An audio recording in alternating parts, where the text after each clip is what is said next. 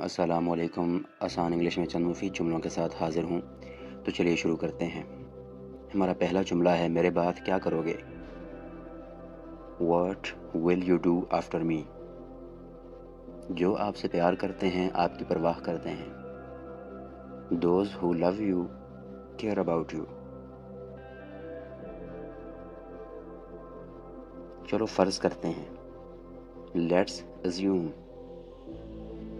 میں جانے ہی والا ہوں۔ I am about to go۔ پریشان مت ہو۔ Don't be upset۔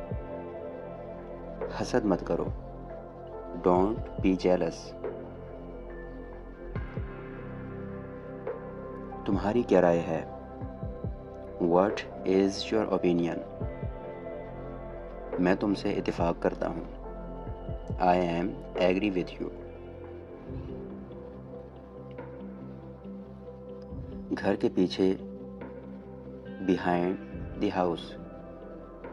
گھر کے آگے in front of the house۔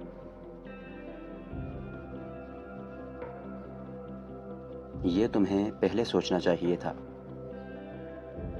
You should have thought of this before۔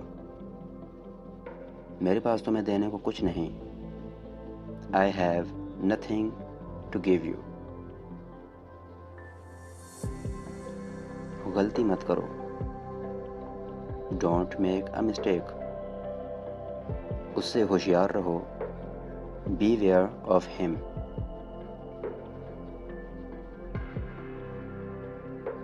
اللہ آپ کو شفا دے۔